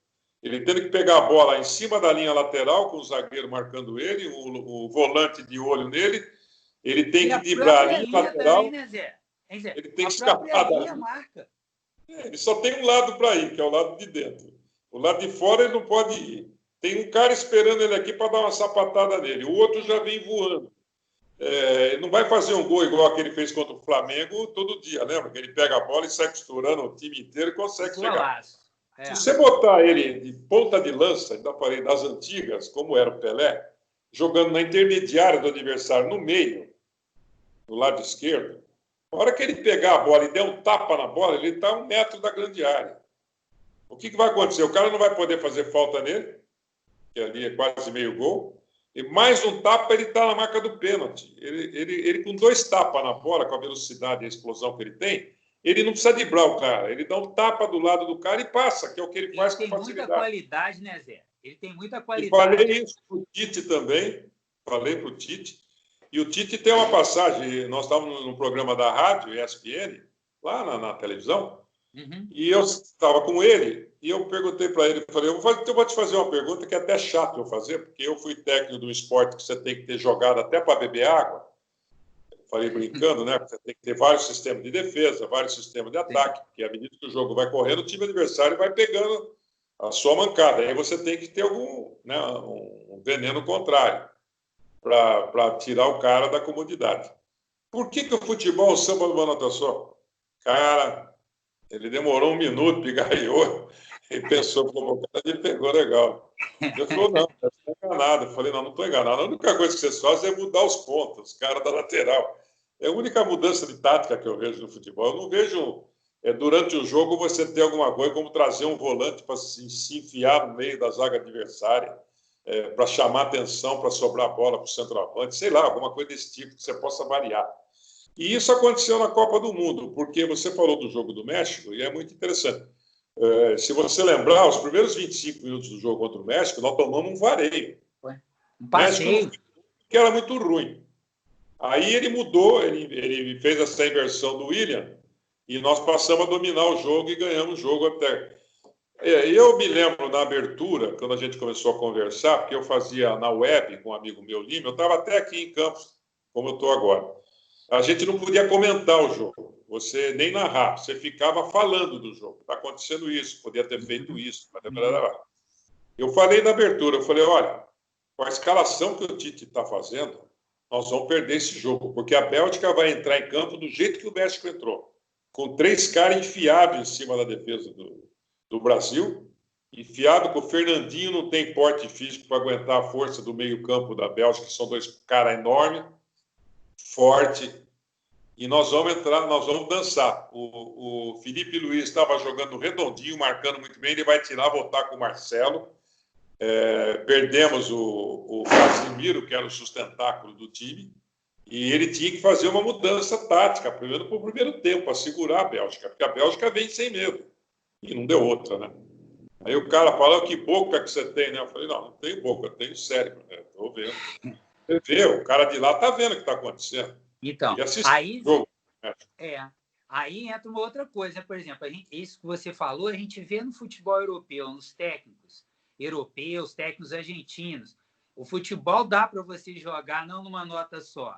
Dá para você criar situações, mudar jogadores, adaptar, por exemplo, agora no Bayern, o lateral esquerdo é um canadense que jogava na MLS de atacante. Ele chegou garoto no Bayern e já virou lateral esquerdo, porque os caras veem. O Guardiola, eu leio muito, estudo também, tem jogadas que ele vai por dentro, por fora, ele troca jogador em outras funções, não é nem questão de posição, mas o jogador faz mais de uma função durante o jogo, e a gente não vê isso muito. E assim, na seleção, com a qualidade que nós temos, eu vejo que nós, jogadores, ficam muito presos às suas posições e fazendo um determinado tipo de função apenas. E isso limita muito o potencial do time. O que eu sempre disse para esses caras todos, o Filipão também, eu convivi com o Filipão 6 meses em São Paulo, porque ele ficou morando no hotel que eu ficava por conta da televisão. Então, a gente, pelo menos umas 2 vezes por semana, a gente tomava café da manhã juntos, quando dava certo. O Palmeiras se concentrava lá, às vezes eu chegava de um jogo e o Palmeiras estava concentrado para o domingo, ele me chamava para jantar junto, e a gente fazia uma resenha muito legal. Você tem uma ideia como o futebol é? Eu me lembro quando o Valdívia voltou para o Palmeiras, o ano acho que foi 2010 que o Filipão voltou, não me lembro se foi 2010, que ele veio lá do Uzbequistão. Foi o ano da Copa, né? Porque ele não queria falar em Copa do Mundo, eu acho que foi o ano da Copa. Acho que sim. E, coincidentemente, eu fiquei num quarto, aquele dia, do lado do quarto que ele morava. E quando eu estava saindo, eu até estava saindo para um jogo e depois eu vinha. Eu já estava com a mala que eu ia pegar o carro e voltar para Campinas. E quando eu saí, a comissão técnica toda saiu junto comigo, eles estavam reunidos ali. E eu conhecia todos eles, né? Ô, Zé, e aí todo mundo foi embora e eu fiquei com o Filipão uns 10 minutos batendo papo assim na porta. Ele falou, Zé, os caras acabaram de informar ontem que contrataram o Valdívia. O Valdívia estava lá na Arábia Saudita, sei lá. Aí nós mandamos um e-mail para lá para perguntar como é que ele estava, né? E a resposta do e-mail foi curta e grossa, né? Faz 40 dias que nós não vemos a cara dele aqui. Estava no meio do Campeonato Brasileiro. Ele falou, esse cara já é, né, ele já é meio bichado. Ele vai chegar aqui sem treinar, fora de forma, como é que eu vou fazer? Ele falava para mim. Eu falei, bom, eu vou ter que pôr ele para jogar. Ele está custando uma nota e a torcida vai me pressionar para pôr e ele não vai aguentar, cara. E não deu outra, né? Ele chegou 15 dias depois, já estreou, jogou 2 jogos e já teve distensão. Então, assim é o futebol. Porque alguém vai lá no presidente e buzina, ó, vamos trazer o Valdívia que ele está arrebentando lá. E não está, ninguém está sabendo nada. E traz, porque o cara ganha uma bela de uma nota nessa transação e mais alguém ganha junto, porque ninguém me engane que nessas grandes transações os caras do clube não estão levando uma, porque eu já vi isso aí, já percebi, não vi o cara passar o dinheiro para o outro, mas já percebi como é que a vaca tosse, né? Como é que funciona esse negócio. Então, o nego que leva dinheiro, traz um cara desse bichado, todo mundo ganha, e o clube que se dane, o clube que pague a conta. Assim é o futebol brasileiro. Por isso que agora vai estar numa pindaíba aí, depois dessa pandemia, eu não sei como é que vai ser. O esporte olímpico é o que mais vai sofrer. Nós vamos ter problemas seríssimos. Infelizmente. Agora, o futebol também. O Corinthians já tem 3 meses que não paga o jogador. Está correndo atrás de patrocínio aí para arrumar, mas nesse momento, quem que vai ter um bom patrocínio? É difícil, cara. Então, isso tudo faz parte de uma cultura que está atrasadíssima, uma cultura fora de época. E no futebol, essa cultura ficou pior quando entrou a Lei Pelé. A Lei Pelé foi uma desgraça no futebol brasileiro. Eu não tenho a menor dúvida disso. Não tenho a menor dúvida, porque eu vivi isso aí e acompanhei. Eu me lembro que eu fui em 94, eu fui para CBF, perdão, representar a Ponte Preta no Conselho Arbitral da série B do Campeonato Brasileiro. E eu lá, os caras me conheciam ali, o pessoal sabia quem eu era, ficamos batendo papo, conversando, e entrou o Caixa d'Água, lembra do Caixa d'Água? É até aqui de Campos, eu conheci o Caixa d'Água nessa reunião. E ele falou, senhores, ele era um cara muito esclarecido, muito bom de conversa. Inteligente. Ele falou, eu quero falar com vocês, dá 5 minutos, que eu queria falar da Lei Pelé, que está para ser aprovada. O que vai acontecer, como é que vai ser a Lei Pelé. E ele deu uma aula de Lei Pelé. E eu me lembro que ele falou assim, vocês pensem bem, vocês viram bem como é que vai ser, vai acabar com o futebol brasileiro. E acabou. O futebol do interior de São Paulo, que era muito forte, acabou. Por quê? Isso é coisa que eu vivi. Você trabalhava no vermelho o ano inteiro para vender um jogador que você revelou no fim do ano para pagar o ano que você passou. Você não tinha receita para frente. Por quê? Ponte Preta, Guarani, 15, Piracicaba, onde eu fui mais agregado, mais chegado, né, que eu moro em Campinas há 50 anos. Era sempre, o esquema sempre foi esse. Você trabalhava categoria de base, ia revelando jogadores. Quantos jogadores você viu o Guarani revelar, o Ponte Preta revelar? E agora se revela alguém? Agora é time de empresário. Você tem que montar um time para o Campeonato Paulista. Aí você tem que montar um outro para o Campeonato Brasileiro. Você não tem ninguém, não tem base mais, porque está tudo na mão de empresário. Os caras vão lá, botam o jogador lá, você não tem parte nenhuma. 70% do empresário, o clube fica com 10% e revela o jogador e não ganha nada. E antigamente o clube revelava e ganhava 100% na revelação, que era o dinheiro que mantinha o clube.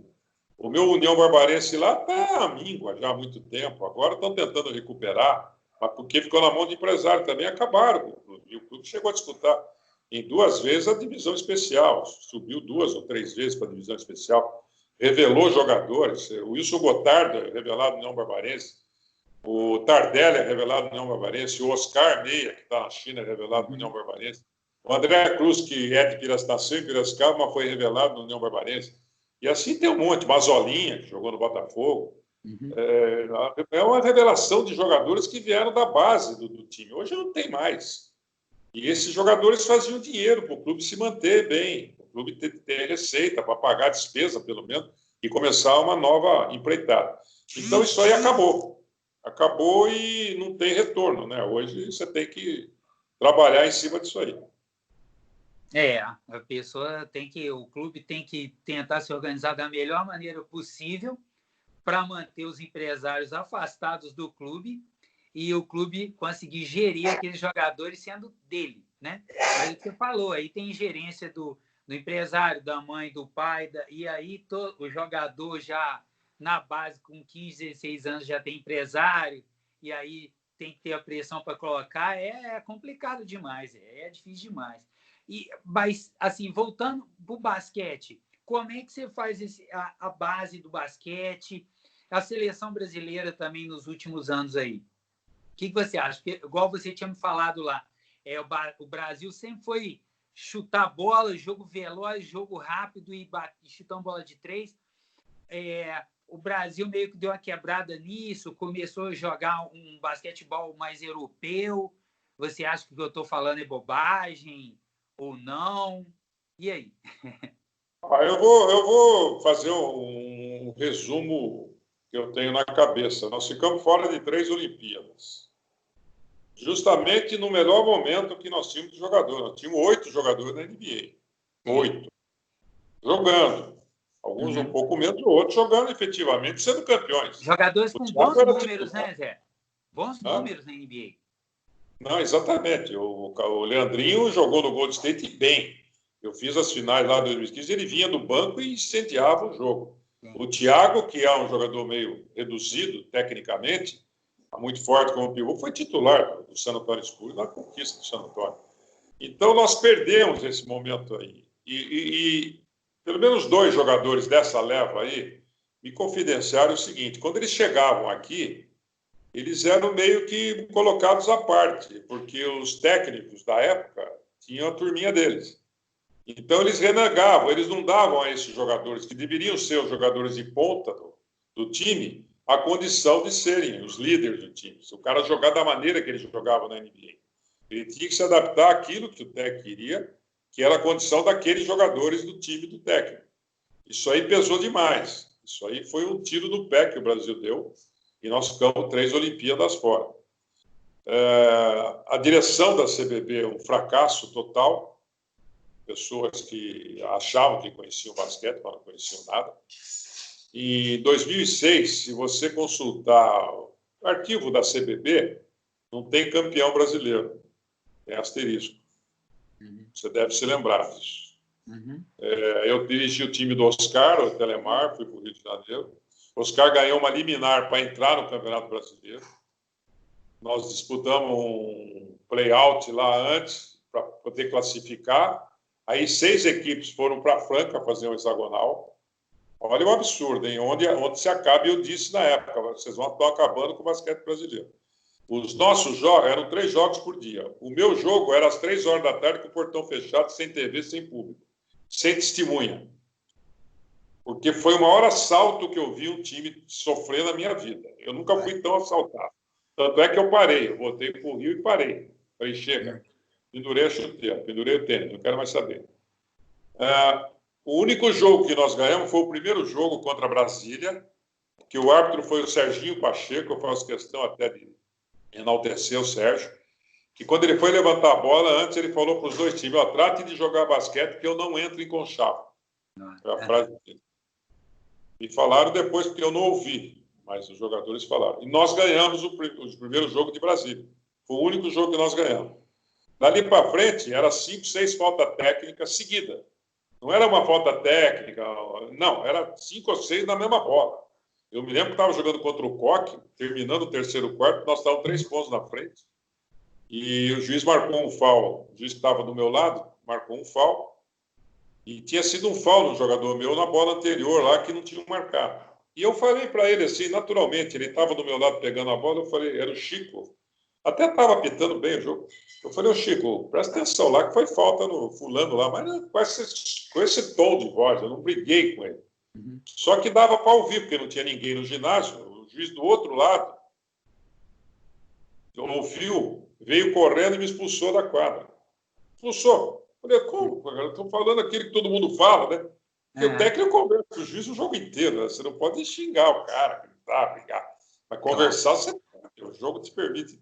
Eu fui expulso. O cara deu 2 técnicas em mim. Expulsou 2 jogadores do banco que se rebelaram, umas 2 técnicas. E mais 2 técnicas também, outros. Foram 6 faltas técnicas. Uma operação, né? Se operaram ali. Cirúrgica. Foram 12 lances livres, eles meteram 10 e viraram o quarto 7 na frente, e eu na arquibancada. Acabou o jogo, e assim foi até o fim. Aí o que aconteceu? A regra era o seguinte: o primeiro e o segundo desse hexagonal fariam uma melhor de 5. Ficou Franca e Coque, Ribeirão, para fazer a melhor de 5. Olha o prejuízo, hein, que se causou, hein? Que a arbitragem faz, que é uma das principais responsáveis também pela decadência do basquete brasileiro.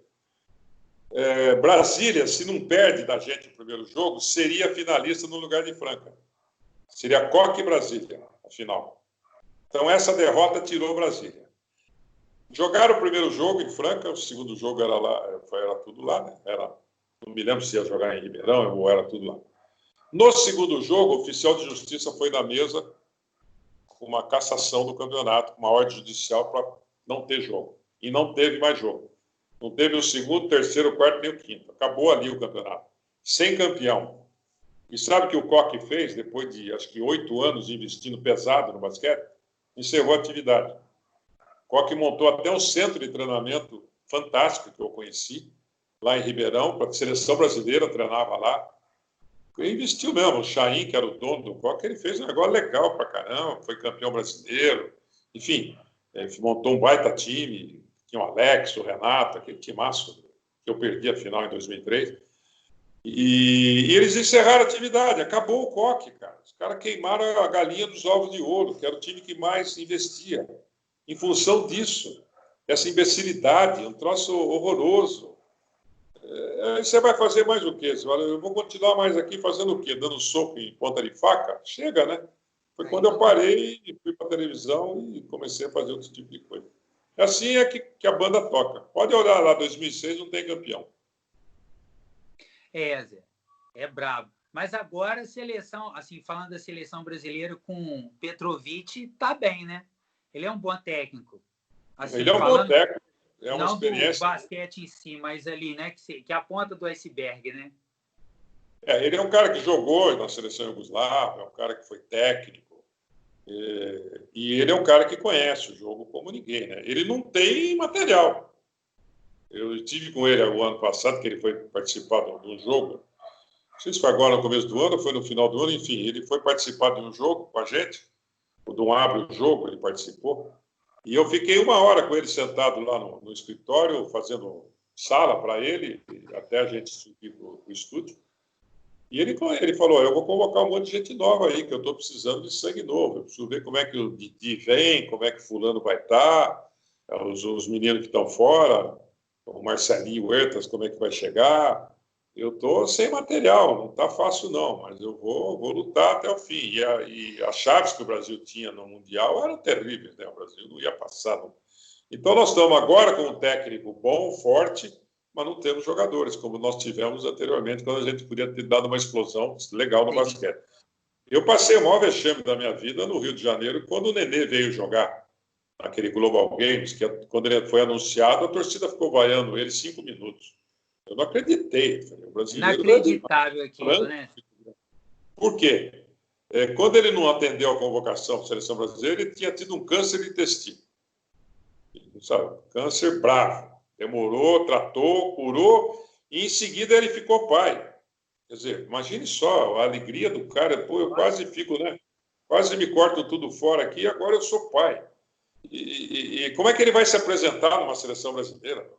Que condição o cara tem psicológica de vir treinar depois de uma temporada, meia temporada com contusão, enfim. Aí o que fizeram? Malharam o Nenê, os grandes conhecedores muito nele, né, Zé? Fizeram dele Judas.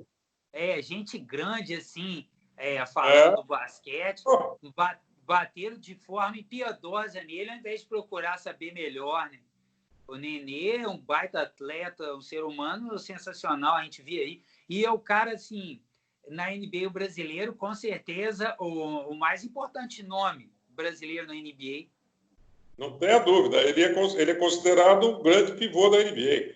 Sim. É considerado um brasileiro que joga na NBA como um grande pivô da NBA. Ele fez a história dele lá.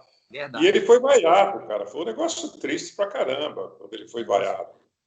Então, é esse tipo de coisa que o esporte brasileiro realmente carece dentro de uma educação melhor. O esporte e o povo todo, né? Nós estamos atravessando uma fase aqui que eu não sei o que vai acontecer nesse país. Está muito complicado. Essa pandemia veio numa hora errada, uma hora que o país estava se recuperando, e agora a gente tem que, além de estar impotente dentro de casa, né, praticamente não sair de casa, somente eu, que sou daqueles caras que se eu pegar o bicho, eu não duro 48 horas. Né? Tem que tomar remédio rápido, né? Porque tem todos os problemas de idade e tudo mais. E os caras ficam, em vez de combater o vírus, eles ficam combatendo o presidente, é uma briga política estúpida e ignorante, que não tem sentido você fazer isso. É democracia, o cara foi eleito pelo povo, pela maioria. Democracia é isso que eu sei. Né? Então, eu não consigo entender, né? Realmente é uma falta de cultura política, de, sei lá, de tudo, né? Nós estamos numa fase realmente difícil. Você que é professor sabe bem disso. Ah, é brabo mesmo, Zé. É brabo. Dá mais a classe de professor, né? Mas assim, a gente ama o que faz, então a gente faz com amor e dedicação, e aí que flui bem. Ô, Zé, assim, tem algum ponto assim que eu não tratei com você aqui no nosso bate-papo, que você queria falar? Eu, assim... Olha, tem história pra caramba, né? Tem o ponto do ano de 90, a temporada 95, 96, né? Com o Rio Claro, que eu fui campeão paulista, campeão sul-americano, campeão pan-americano de clube, eleito pela imprensa toda da América do Sul como o melhor time da América do Sul. Eu ganhei o prêmio como melhor técnico, ganhando o sul-americano e ganhando o pan-americano. Ganhamos do Real Madrid, em Madrid, no torneio de Natal de Madrid. E só não ganhamos o brasileiro porque os dois americanos, o Askia Jones foi embora antes dos playoffs e o Billy Law, outro americano, tinha se contundido e não conseguiu jogar. Mas fizemos uma campanha absolutamente incrível, né? Então isso aí a gente não esquece nunca. E algumas curiosidades, né? De viagem para os Estados Unidos, nós fizemos 6 excursões para os Estados Unidos, jogando contra a universidade, jogando todo dia. E tem coisa muito engraçada, né? Eu fiz um jogo contra a Universidade de Creighton, na cidade era Omaha, no Nebraska. E o técnico era o coach Baroni. Era um meio italianinho, assim, American Ítalo. E antes do jogo ele veio com uma tradutora, uma menina brasileira, para conversar comigo. Era o Flamengo, estava dirigindo o Flamengo. Foi em 89. E quando ela chegou, ele falava com ela, ele, em vez de perguntar se eu falava inglês, ele não perguntou. Ele ficava usando ela como tradutor e eu também dei uma de João sem braço. Falei, tudo bem, vamos falar em português.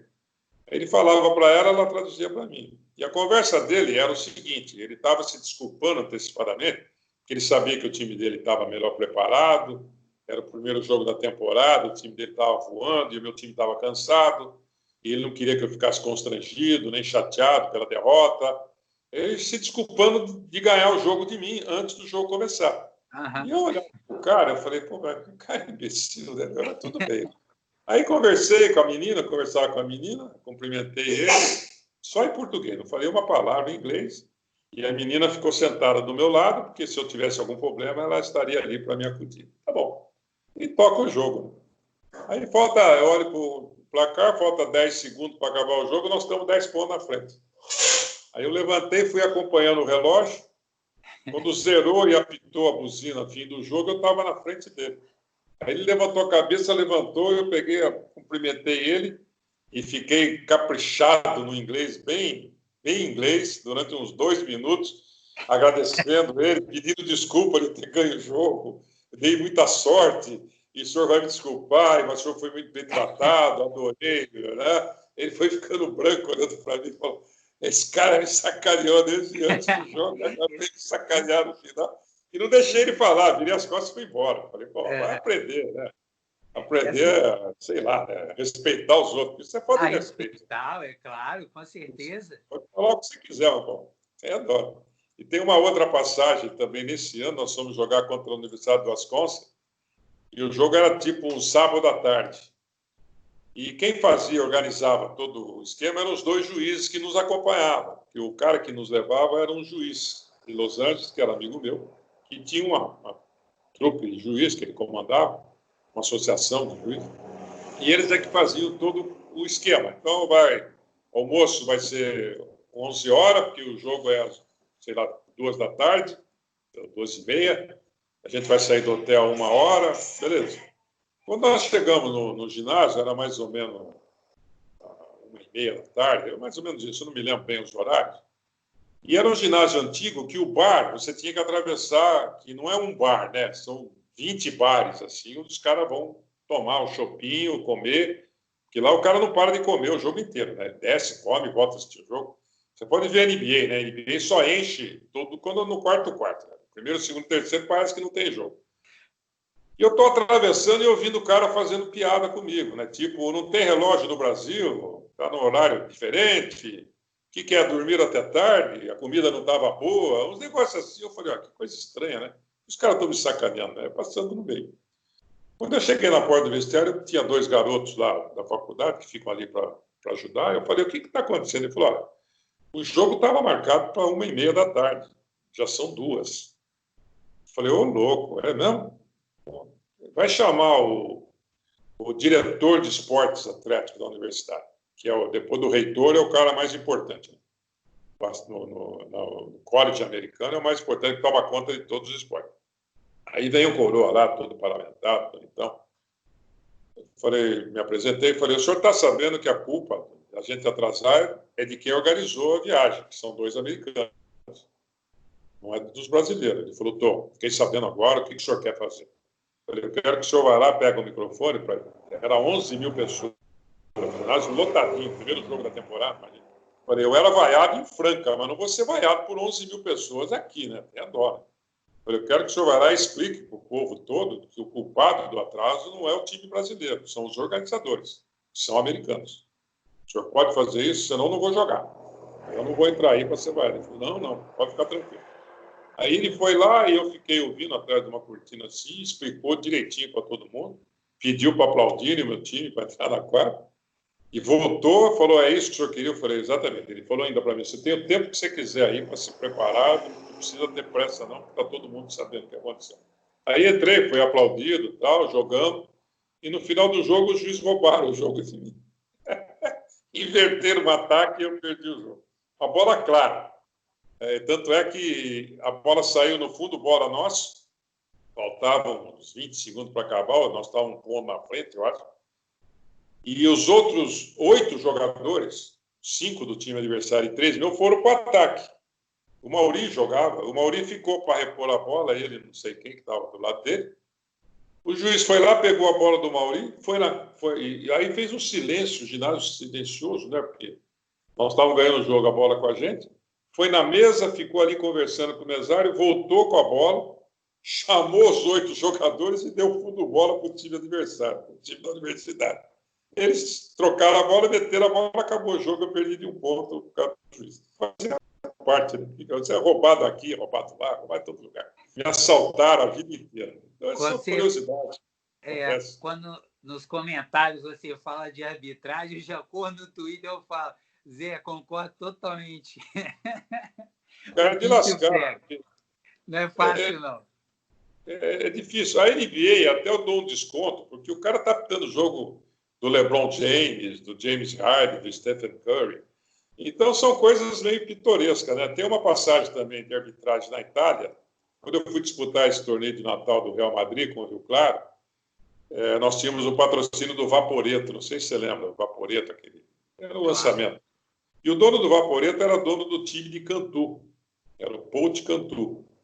E nós jogamos em Portugal, na cidade do Porto, um quadrangular. Depois fomos para a cidade de Como, que é próxima a Cantu, onde a gente ia fazer um jogo contra o time de Cantu. E eu fui expulso no final do jogo, os juízes roubaram para caramba, mudaram o jogo totalmente. Faltando 2 minutos, a gente estava 10 pontos na frente, perdemos de 4. Foi uma bandalheira assim, desgraçada.